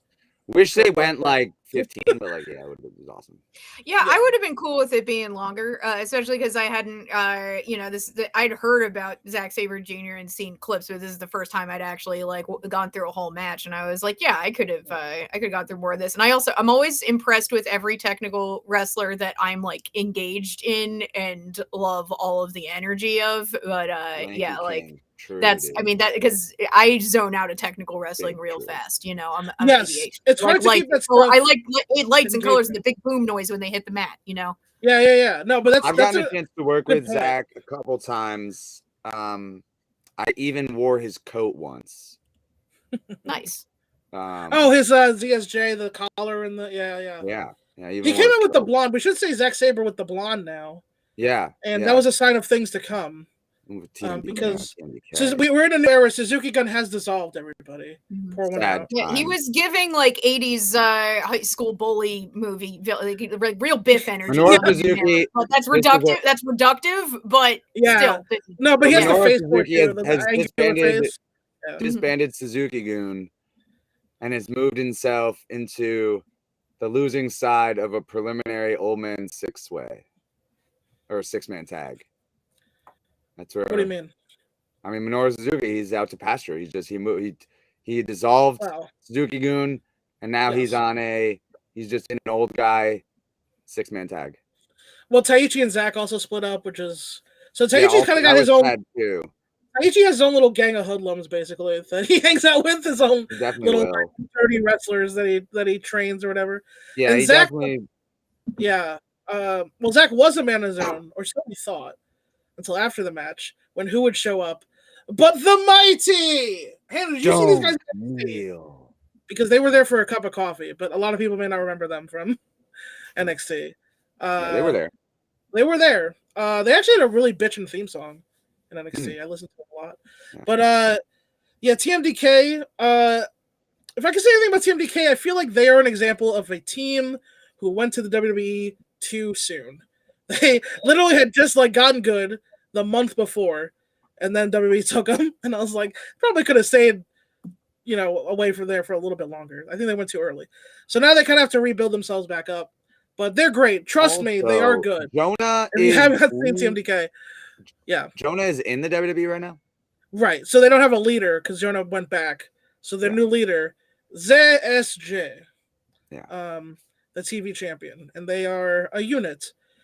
And there's other members who I'm sure will join, and it'll be a thing. But TMDK, led by Zach. But I really very much match. Yeah, this was a hidden gem. Yeah. Absolute great match. Yeah, I enjoyed it. Next up, we have the heavyweight tag titles. Hiroki Goto and Yoshihashi defeat Cash Wheeler and Dax Harwood in 10 minutes and 10 seconds. By God, FTR, they've dropped their last set of titles. And of course, we all predicted it would be to... Hold on, let me check my notes here. Yoshihashi. And Goto. And Goto, yeah. That's how bad it was. I brought back the check notes bit, which is 4 years old. That's how upset I am. Thank you, Anna. Well, they had a good run. FTR, they're going to be Tag Team of the Year for 2022, but their legacy is over. The Guns killed it. Zach, your thoughts on the FTR being jobbers now? I believe the industry term for this is a popcorn fart. They worked hard. Can I be honest? FTR, to their credit, they worked hard. They did what they could. They did. They're professionals. And Goto is a good wrestler, and Yoshihashi is a guy who is there. He has great entrance gear. You know what's funny? Goto has a staff now also. Because Yoshihashi had a staff, Goto's like, what if I also had a staff? What if I got a staff? That's the type of creativity that has made Goto a main eventer for so long. They're Bishamon. I don't know what a Bishamon is. I'm gonna Google it right now. It's like a bishop that you fucked up and played incorrectly. I don't know. I'm gonna look up Bishamon. But so historically, Hiroki Goto is the Dolph Ziggler of New Japan. Bishamon is also called Bishamonten in Japanese mythology. One of the 7 gods of luck. What kind of god is Bishamon? An armor-clad god of war or warriors and punisher of evildoers. That's way too holding a spear in one hand and a small pagoda in the other hand. This team does not deserve that name. The latter symbolizing the divine treasure house, whose contents he both guards and gives away. Look, I've always liked Goto, but he's Dolph Ziggler of New Japan, and Yoshihashi is No, he's not even that. He's he's a loser. Yoshihashi's story was that he was a loser because he's kind of mid. And when he Yeah, but finally now he's won a getting over it, title, though. He's getting well, over it. when he finally won a title, we were all like, good for him, and he worked really hard to get there. However, Goto and Yoshihashi being the new Japanese tag team for New Japan is dumb. It should be Aussie Open. They fucked up. I don't know what Yeah, else I to say. felt like in Hannah, your thoughts. the lead up, they kind of built it up more than what I was expecting. I don't know. Yeah. I think just again, this is my first exposure to that tag team, so I was just like, oh, they're putting them against FDR, and it's like all this thing, so it's going to be this kind of match in my head, and I've gotten used to AEW tag matches are like the highest quality that I've seen. So I was like, oh, I'm about to watch an FDR match, and it was like a different thing that I'm used to, you know, like yeah. It wasn't. I wouldn't say it was bad. I thought it was bad. fine. I thought it was fine. No, it's not bad. But FTR, it wasn't FTR's best. No. I just want to be clear about something. Yes, Zach. Please. FTR. Yeah. Somehow acquired the World Tag Team Championships of 3 companies. Yep. New Japan Pro Wrestling, AAA, and Ring of Honor. To which they were not signed. And yet failed to acquire the AEW World Tag Team Championships. Yep. In the company in which they work for. In a fake sport. They work for Ring of Honor too, to be fair. But yeah, sure. Sort of. Still. Yeah. I know who they are because of AEW. So it's a fake. It's a fake sport. Zach, you're not gonna tell me that somehow is wrong or bad, are you? Because I'm gonna tell you that it's awful. It's a tragedy. Why? What was, bro? First of all, FTR, they here, listen, they did not need the AEW titles, bro. They're did. FTR. They did. The reason these other companies gave the titles to FTR is what because was they the don't point have of tag getting teams. the other ones if they were gonna get the best ones? It doesn't make Because sense. AEW is the best company. That's Tony asserts. They didn't even get a shot while they were. They did. They lost to the Acclaimed. Oh, that's right. They Acclaimed in December. They did lose to the Acclaimed that one time. Bro, listen. AEW, FTR they're already a made team. AEW are making their own stars, Swerve and Keith Lee, and the Acclaimed. Lawson. Well, but here's the reason they had these titles was because New Japan and Gato doesn't give a fuck about tag teams, which is weird because he wasn't a tag team. I don't know why he doesn't care about tag, but he doesn't care. AAA was barely a company. Okay, they barely had a thing. So like, yeah, FTR, you can be our champions because you're better than everybody we have. And Ring of Honor, speaks for itself. It's Tony's company. He made the decision. But so that's why, Zach. That's why. Okay, they didn't need the AEW titles. Those other companies needed FTR because FTR are the goats of 2022. We all know. But yes, but then they should have won the AEW championships to establish themselves at the top of the mountain, and then they probably will win them this year, Zach. Get tipped away. But that's the story they're telling with the guns. And what now. match did we never get? What match did we never get with all these titles on the line? We didn't get FTR versus the Young Bucks. All I'm saying. It's all right. Everybody's fine. We're gonna be fine. We're good, guys. We're good.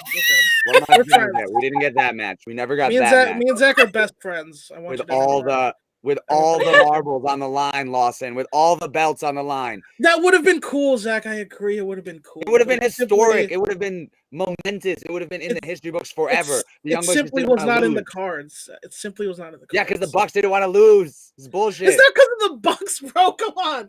What do you mean? They didn't win the company. They weren't even in the company. They went into a locker room. They were gone for half of this time. That was their fault too. It was about the Acclaim, bro. It was about the Acclaim. Listen, if you wanted FTR to be the champions, that means you're saying you didn't want Swerve and the Acclaim to be the champions. I didn't want Swerve to be the champions. I didn't. No. Okay, that's fair. But they were great, though. Were they not great, though? Come on, man. Come on. They made the Acclaim. All right, you know what? Let's move on. Anyway. You know what? How about this? I'll make a prediction right now. FTR, they'll be tag team champions this year. Want to make a bet, Zach? It'll mean so much less. No, it won't. They're gonna tell a story. They're gonna tell a story, bro. They're gonna tell a story, build it back up. It's gonna mean so much less than when they had fucking 8 championships between them. Nah, bro, don't worry. It's gonna be great. Ugh. Oh, okay. Now we're okay. Actually, I thought we were gonna come down, but actually, this is We're not. the thing on the show. This is actually the thing on the show that upset me the most, for sure. Was it the fact that the match was only 18 seconds? Yes. Kairi, the IWGP, the very first IWGP Women's Champion, and defending this title on the show for the first time historically, in what is unquestionably the biggest women's match in modern Japanese history. Okay, this is inarguable. Defended the title against Tom Nakano, who is not a jobber, who is not even a mid-carder, is an actual top girl in Stardom in 5 minutes and 47 seconds. What the fuck? That bothered me too. I was excited. I was like, what is this still? I mean, I know that there was the. All I'm saying Well, is okay. FTR didn't even need to be on the show. Well, look, I'm moved on, Zach. I moved on. I'm mad about something else 50 now. minutes for the women, Lawson. That's all I'm saying. Look, I'm not looking. Okay. I don't know what I would have taken off because they had to, I don't know, they had to do the tribute match for Inoki and the 30-minute Rambo. God damn it. Listen, all I'm saying is that they could have gone 10 and it would have been way better. Okay. I watched the Stardom, their G1 gimmick because I watch too much wrestling. And these women know how to have a banger in 10 minutes, but you give them 6 in the biggest women's match in Japanese contemporary wrestling, bro. And I know they had to have time for money, and we'll get to that. Mm-hmm. Obviously, I understand that. I'm not a goddamn noob. But even with that, how could they not give him at least 10? How is that possible? Is that what a tragedy? Yeah, no, like 5 more minutes. And I'm used to, because obviously I know who Kairi Sane is. So I'm just used to longer, more crazy Kairi Sane matches in general, because that's, as an outsider, I need to stop saying I was an outsider. Everyone knows.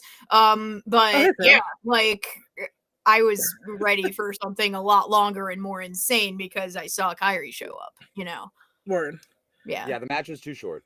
And then the after match. Okay, let's get to this. So, I want to say one thing about the match, even though the women did not tip off that it's going to go this short. I don't know whether to credit them for that. They literally paced it out like it was going to go like 12, 15. Yeah. But then it just ended really abruptly. And maybe that was their a creative maybe that was they're like, oh, it'll be a flash finish. They didn't like rush anything. So that was a choice. The work was good while I was there, but 5 minutes. So Monet comes out, the music hits, the promo thing, you hear it. What did you guys think about the debut of Mercedes Monet? It looked cool. Did the blue in the hair? Yeah, definitely looked cool. I liked the argument of the internet. Like everyone's like, it's leopard print. People are like, it's clearly flames burning the thing. But there's a lot of people that really doubled down, like, no, it's leopard print, even though it definitely wasn't. It was the fire burning her blue hair. Definitely was flames. I didn't get that either, to be fair. Zach had to explain that to me. Yeah. No, you didn't think it was like a specific thing. You just thought like, no, I didn't pretend to know what it was. I just was like, oh, she had blue in her hair. I don't know. I don't know. Someone explain this to me. But yeah, the flames, the look, the cool. When she comes out, I will say we know Sasha Banks is not very tall, but in this instance, she looked a lot taller. I know she was wearing, probably had boots on that was propping her up and all that. Very short. Kairi is also very small, so this is the tallest Mercedes Monet has ever looked. Sure. She looked good. The crowd wasn't super loud, but they definitely were like oohing and eyeing, And I thought the promo was like just too WWE. Yeah, it just didn't feel like she has adopted a new voice. I think she'll get it eventually. Right, of course. Yeah. I think she'll get it eventually, but at the moment I was just like, wait, it was just confusing. She was doing the same catchphrases with a different name, but it'll figure out whatever. Eventually she'll get it. She's a weeb. She knows what she's doing. She gets it. Yeah, no, she'll get it. And so she also debuted a new finish, which also didn't go off super clean. But again, it's a new gimmick. I'm not gonna be super hard because even though people say like first impression is really important, I don't really think that's true in this case. I think Mercedes Monet is only gonna get better and she keeps really refining what her character is outside of that system, which she pretty much was raised in. I think so it's really like a first impression of a match. Her first match will be important, obviously. And I think her match will be her and Kyrie will tear the house down. That's the thing I'm least worried about, honestly. Is the wrestling. I think she's gonna hit because I mean I always compared the former Sasha Banks to Kenny Omega in that they both wrestle with this chip on their shoulder, like someone told them they weren't that good. Like there's like they both wrestle like Jim Cornette's always there or whatever. Like they have like a Jim Cornette actually for Kenny Omega and then it's a motivational poster. Wrestle like Jim Cornette, never stop watching. Not like dance like nobody. Yeah, wrestle because like wrestle Omega like in your house. Yeah, Omega and Monet, they both will do things to themselves, and I'm like, nobody asked you to do that, bro. Like, we all think you're great. I don't know why you're trying to kill yourself. And Monet's like, no, someone told me I couldn't do that. I was like, I don't know who said that, but everyone thinks you're good. I don't know what you mean. No, someone said I'm not as good as Becky. Okay, I mean, all right, if you say so. So I think she's gonna really try and work really hard. I don't know what that move is if she's given her name yet. That whatever she did to Kyrie. It was like a gory DDT, I guess. Yeah, type of thing. Also, as Benel texted me earlier, she has sold out a stadium, so that's looking up. Because they had announced, what was it, in San Jose? I think I want to say the San Jose show. Like it was like half sold out, and then they announced Monet, and now it's sold out. So nice. Yeah, she's a needle mover, folks. The real needle mover of Of pro wrestling. Without the contract, San Jose is an interesting spot. Because when is that show? I have no idea. It's this month though, I think. It's this month. Okay, so never mind. Is that the end of this month? You know who is backstage in Japan, right? I mean, lots of people, Zach. Can we narrow this down? Specifically for Mercedes Moné. Her husband? No, Bailey. Oh, Bailey. Yeah. Right. Yeah. No, I knew that. Yeah. Also Kalisto, I think. Is from San Jose. Just interesting. Yes, you're right. I didn't even make that connection. It's a weird, interesting. Right. It was like a weird coincidence, but yeah. Wait. Bailey's still signed to either. Right? I assume so. Yes. Mm-hmm. See, I never thought. I'll be honest with you. I never thought historically that Sasha and Bailey would ever leave unless it was together, because they're like besties or whatever. However, Sasha did leave with Naomi. Yeah. Right, and we don't know where Trinity is up to or what she's going to do yet. But being married to the Usos. I mean, always. Oh yeah, that's true. She's still my favorite entrance. It's going to take a while for anybody to unseat that entrance for me. Oh, the glow entrance. Yeah. Her catchphrase rhymed with my catchphrase, which is cool. Fear the snow, feel the glow. Yeah. Exactly. We were doing a great tag team. You guys would have been a great mixed tag, yeah. Mm-hmm. Why can't I see the date of this fucking show? What am I doing wrong? Oh no, it's on February 18th. My bad. It's next month. February 18th, Battle in the Valley. So yeah. Do you think the women will go on last of that show? They probably should, huh? Monet is a top main eventer. What other matches are there though? No idea. It's still New Japan, dude. Like I don't know. Oh, I guess if Okada Shingo's on there. You think? Because that's the next thing. Tanahashi in a singles match, like I don't think he has a program right now, bro. He's chilling. I know, but like well, the directions we know, we got Okada Shingo and we got Omega Jeff Cobb, which is not a bigger match than Monet, honestly. So yeah, I don't see any other. Yeah, I guess that's true. Announced here. I don't know if they'd put it on last. I doubt it, but like maybe. I mean, depends what else is on there. What? Depends what else is on there. I don't know. New Japan. I don't know. I mean, it's a new era though. They never had a women's title though, and now they do. You know. Yeah, but like the junior heavyweight titles never fucking main evented a show, dude. Like, not like a big show, no. But bro, it's never. It's in America and it's got Sasha Banks, dude. You know what I mean? Like this is a different meta we're talking about here. I don't know though. Does it matter if it goes on last from like a marketing perspective? No, that's what I mean. Like it maybe not from a marketing perspective, but from if they're trying to make the title seem important, right? But like that's Like, what are I they mean. trying to do? Like, will they? Like, it's again 5 minutes 47 seconds, right? I mean, like I'm saying, like it's the brand new title, Zach. That's my whole point. We don't know, right? We don't know. No, we'll see, I guess. But I mean, yeah, it's Japan. They're they're egalitarian. What the hell word am I trying to say? Egalitarian. How egalitarian they are is not even what I'm really talking about. Thank you. Those are Italian Eagles. Italian Eagles. They're Italian Eagles. Are not even. They're Robbie Eagles. They're Robbie Eagles. They're Robbie Eagles. I don't know what's up for debate here. They're Robbie Eagle talons. But there will be people who are literally there for Mercedes Moné. I can almost guarantee that. So I feel like I probably would put on last, honestly. And then we had the opener. We had Francesco Akira and TJP Catch 22 defeat Leo Rush and Yo. Hey, remember Leo Rush, guys? Yeah. Remember him? I was actually shocked to see Leo Rush. I knew he was in the tournament, and so I had no idea.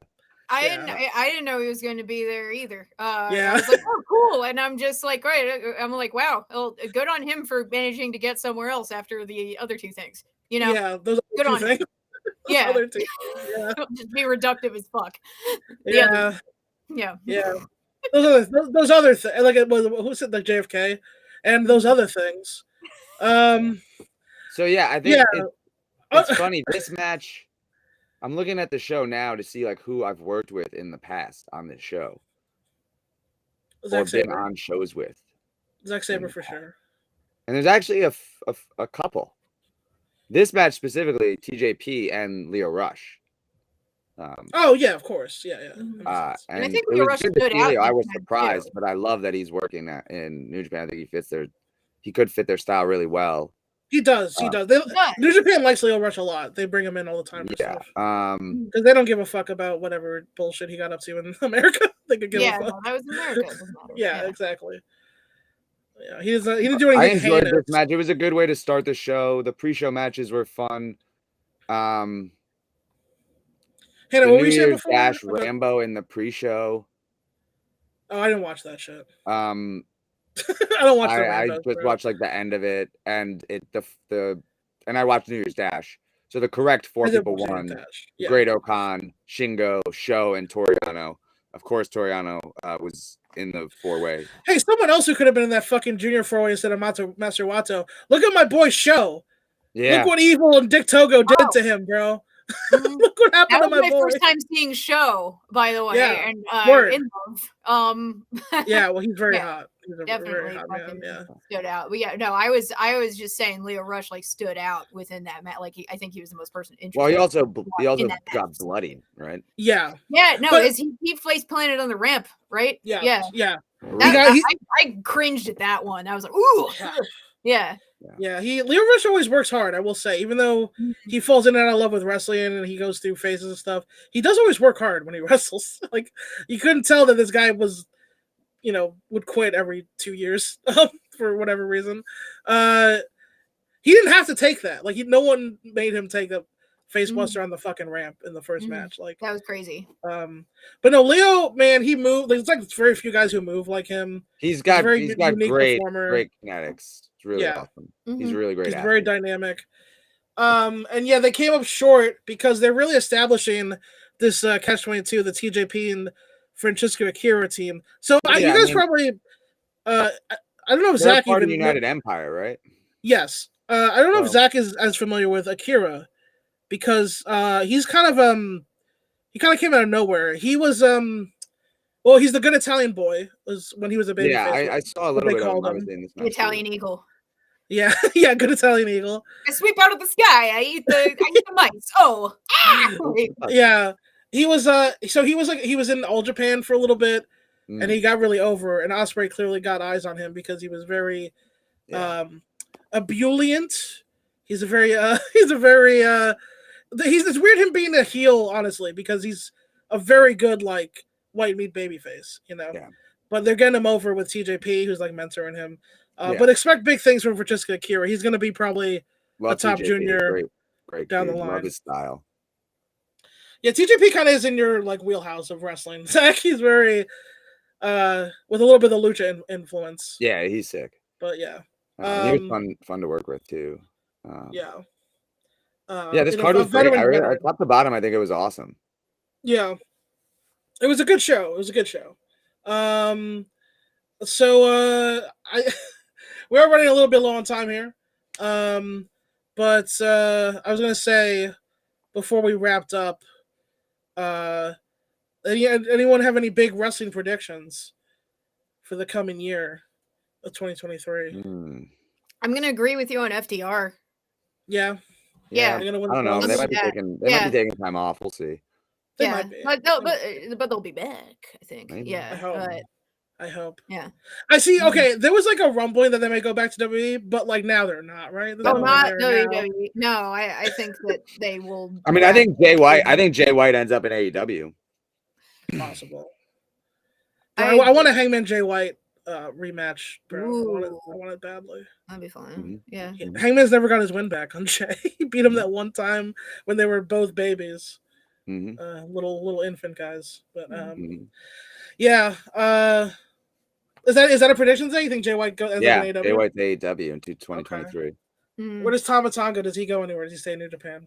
Stays in New Japan. Okay. He's a future world champ. I hope he stays in New Japan. Could be. Because again, he's a future world champ. What they're gonna do. Yeah. He could be. He's 40, by the way. He's older than you think.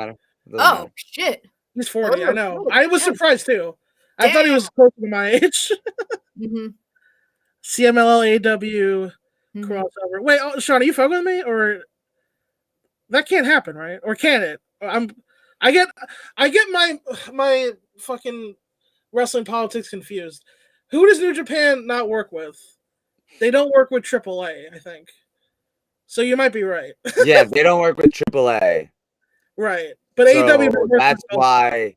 So because of the AEW and New Japan relationship, they took the belt off FTR and also Sammy and Ty. They stripped them of the belts. They stripped them of the so it's possible we see a CMLL AEW. That'd be crazy. That would be cool. In a different way. Word. I'm gonna say Martin, do you have a prediction? A big prediction for 2023? Oh, me? Yeah, you. Another one, you mean? I mean, well, actually, what was Hannah gonna say first? Let me think of one. Hannah took yours. Oh, my bad. No, I took your original one. If in the event that for some reason Mercedes Moné ends up with AEW, she's taking the TBS title. That's what I wish would happen. Is because I think she should. Because who's gonna take it off Jade? Who? Like, Chris Statlander. Trinity. Maybe. Trinity. That's a hell of a guess. I think Mercedes Moné would make the most logical. Like, if she ends up there, she should take the damn TBS title. Like, yeah. Also, sorry. Oh, it's gonna be Jazz. It's not gonna be Jazz, Zach. Get the fuck out of here, you fucking maniac. Who doesn't love Jazz, bro? I love Jazz, but how old is she, bro? What the fuck? Yo, Hannah, can I get a little bit of that? A little bit of what? A little bit of jazz. A little bit of jazz. It's the notes that I'm not playing, really. Yeah, that's how it works. It's the notes he's not playing. Also, Willow would also be Willow is obviously a great choice. Here's what I say. Willow will be the Ring of Honor Women's Champion before the end of the year. That's my prediction. That'd be also, awesome. I love that. By the way, Athena's fucking. This is the best Athena's ever been right now. She's so good. Yeah. I'm such a fan. Yeah. I didn't see that. I didn't see that. Krupp wrote Willow when I said that. Oh, is that why you guys brought that up? I didn't see that. Yeah. Oh, my bad. But yeah. That agree because she's such a big. Yeah, that would be an amazing moment. Everyone would cry if Willow got the TBS champion. Like I would cry like a little bitch. Yeah. Kay Rosian also wanted me to say that Zack Sabre Jr. looks like a Paul Verhoeven character. So that's on the air now. Good news. So my other big prediction is that Cody will defeat Roman Reigns and be the what titles does he have? He's got all of them, right? I think he has both of them. The Universal He'll be the WWE undisputed WWE World Universal World Champion of the Heavyweight thing of Champions. all the God of Olympus of Yeah. things. Yeah. And racism will be over. Yes, that's when racism will end. Mm-hmm. When the white guy defeats the Samoan champion. His other titty will get bruised in the process. Not the first titty. This is the second titty. Well, see, here's the thing, Lawson. It's the thing is that Roman Reigns also has biracial children. It's just that their parents are similar colors, and so Cody just more progressive. What is Roman Reigns' wife? What is Roman Reigns' wife? Do we? I don't know. I'm just guessing that she's not Samoan because that just seems like it would be like a really random coincidence. It's like a small island nation in the middle of the Pacific. He grew up in Florida. The likelihood is so it's weird. It's weird that my girlfriend is half Puerto Rican, half Chinese. Is that what you're saying, Zach? That would be real weird. I can't have a half Puerto Rican, half Chinese girlfriend now. Oh, that's true. It's also not true. You're right. I've never met a girl who was. Yeah, except your sister. Oh, right, my sister. That's true. So yeah, so that one's crossed off the list. Crossed off the list since day one. So it's really see what I'm saying. Weird. Do you understand what I'm saying? Like it's just so, he grew up in Pensacola. Like he didn't grow up in Samoa. Yeah, you're right. He did. Okay. So I mean, The Rock was in where he lived in Florida, right? Yeah, and he didn't. Miami? He's not divorced from a Samoan woman. Like that's true. He never married a Samoan woman. I don't think. So, his wives were like black and white. Again, anyway. Cody he's a white person married to a black woman. He ended racism with the first interracial marriage and the first biracial baby. It was the first. Unprecedented. He invented it. He invented biracial children. He's my favorite hot mess. Honestly, in pro wrestling, he's my favorite dramatic hot mess. Like that's all he does is just like flip tables and like, but in the chaos like drama way and not in the regular way. Like My sister drinks in people's face, kind of.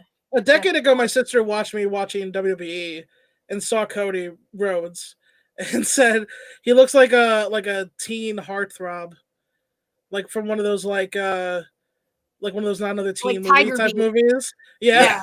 Cover it Tiger Beat kind of. Yeah. But like also with like, the neck a little bit of serial killer vibes. A little bit. Why do we say that? We say it because we need each other, Zach. Yeah. He always like looks like two names on the marquee. Commercials for action figures where the kids are like making them talk and blowing things up. That's the energy. That's what Cody Rhodes is to me. It's like, oh, we're gonna take over the base now, and knocks over all the blocks. Yeah. He's gonna. He probably will win the Royal Rumble and beat Reigns at WrestleMania. Well, so if they can't get The Rock, right? That's what they're trying to do. They're trying to. Well, I mean, I don't know. It's like I feel like I just think okay.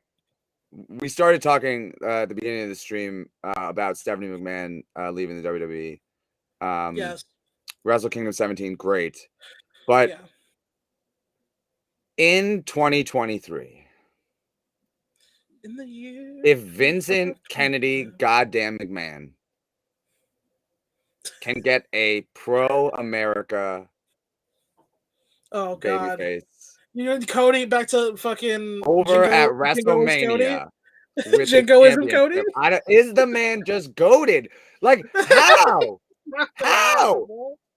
Cody's not gonna. He's even Americans, and yet somehow Cody with a jacket that's just a flag is gonna come out with his neck tattoo with the red, pretend that Roman's not American, like just like pretend. But he's because he's the tribe, defeat the foreign menaces, the Usos, and Sami Zayn. He's Canadian. That dirty Canadian Egyptian, get him out of here. I think he's Syrian. I mean, he might as well though. He might as well call him. As well. If it was 40 years ago, you'd have a bone through your nose. Vince says that to Sami Zayn. Sammy, you shut your mouth. If it was 40 years ago, you'd be riding a horse with a Mountie costume on. The neck tattoo is obviously gonna grow bigger, of course. It's like the Grinch's heart. It's just fucking. He's just gonna Every time come he cuts back the with the promo. other side covered by like an eagle with its wings like this, like forward around his chest and back. The eagle on his neck. Well, and then his new theme song is gonna be America, fuck yeah. Freedom is the only way. You're gonna buy the rights to it. They were like, wow, look, New Japan got a game, and look, they got Orange Cassidy. They got so WWE's gonna start licensing, and I think start licensing shit. Yeah, really great choice. Yeah, it'd be great. And obviously, Cody's neck tattoo started doing like picture of Dorian Gray shit. Like apparently, you can just say fuck on TV now. So like, no, you can't, Zach. You can't. Moxley fucked up. That's not true, bro. I watched AEW 2 weeks in a row, and I think they try to bleep him out, bro. I think you're wrong, bro. What about fucking Rick Ross, dude? He's Rick Ross, bro. You can't control that man. It was 2 weeks in a row, dude. He can't control Rick Ross, dude. Yo, remember that time when Jericho tried to get GTFO or whatever over, but then Moxley just said, "Go fuck yourself" on TV, and then Jericho's like, well, I guess this isn't gonna work. I don't remember that, but it sounds like a thing that happened. I don't remember that, but yeah, that was a real thing that happened. Yeah, it sounds like Jericho for like 2 weeks was like, I think it might have even been "Go fuck yourself," which is what GFY, right? So he'd be like, and GFY at the end of his promos, right? And then Moxley, like right before a commercial break, like said, "Go fuck yourself." Right after a commercial break, they came back and he said to a fan, like, "Go fuck yourself." And then Chris Jericho just like never said it again. That's really funny. You think Jericho's upset at Moxley for that? You think? I mean, maybe a little bit. You think he was like? I mean, but to be fair, I think after that is when he came up with the wizard thing. So like, I mean, yeah, everything happens for a reason, man. Yeah, right. Exactly. You take your bumps and you just get back up. He's a wizard, Harry. Well, thank you, Zach and Hannah, for joining me on this stream. We might be back here tomorrow night after Dynamite, because we got a big show happening. Well, Lawson, what about night 2 of Wrestle Kingdom? New Year's Dash? Well, I didn't. No. Oh, the one coming up, bro? The one on the 22nd? Coming up, January 21st, night 2 of Wrestle Kingdom. On 21st, so Chinese New Year, by the way. Gong Hei Fa Choi. We can that's a we can do a Noah show. I didn't do that. I remember that because I saw the date, and that's like the second time my dad's getting cataract surgery. So yeah, let's talk about wrestling. Bro, everyone's dad is going blind, bro. Actually, me and Hannah were talking about that. I remember at the bar. Yeah, because my dad's also going blind. It's kind of anyway. Noah. Night 2, January 21st. Mm-hmm. Oh yeah, this Wrestle Kingdom night 2. Wrestle Kingdom night 2. If I watch Dynamite, the main event of that show, by the way, show, Lawson, is Tetsuya Naito versus Kano. In a singles? Singles. Lawson, the last 5 matches of the card are singles matches. Bushi versus Tadasuke, Hiromu versus Hajime Ohara, Sonata versus Manabu Soya, Shingo versus Nakajima. Oh my! That's gonna be lit. Yeah, so they're doing so they took the 5v5 from last year, and they just turned it into 5 singles matches for this show. Yeah, which Lij will win the 305. It'll come down to Naito and Kano, and Naito will win because Kano doesn't have any titles. Nakajima doesn't have his title, so they can fucking lose. Damn, you think Bushi and Sonata take the falls? Absolutely, yes. Fuck. Man, remember Sonata? Anyway, I do, dude. Man, remember how handsome he was? He had the abs and he did the chest thing. It was really hot. Oh, is Sonata the one that I kept getting distracted by his beard? Yeah. It looked like it was taped on, and I was like, "There's no way it's taped on." But like, what's going on? And I had to keep like staring at it. It looked like it was glued onto his face. Like, he's awesome. He's awesome. I know that's not what's happening. Nah, he's mid, bro. He's mid. He's handsome but mid, and you know what? Can't they just send this man to like a fucking acting coach and be like, "Here's how you talk in front of"? Send him to Cody Rhodes. Send him to Cody Rhodes School. Adrenaline, dramatic acting. In my soul, something cold skull.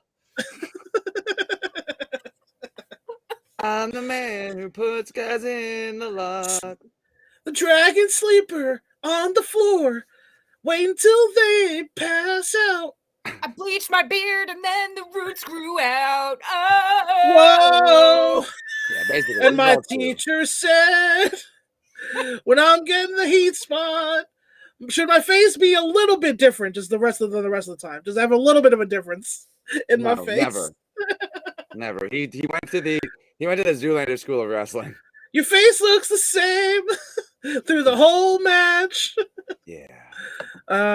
Anyway, that's it, everybody. We'll see you here next time. We ended the stream by Barry and Sonata. That sucks. I mean, look, man, it happens sometimes. I love you, Sonata. I think just you're cool. be fortunate we didn't bring up Bray Wyatt on this episode. Uncle Howdy, bye everybody. Wait. What? That guy died in a What? fire, bro. I think. Yeah, he did die. See you tomorrow, and then also after Wrestle Kingdom 2.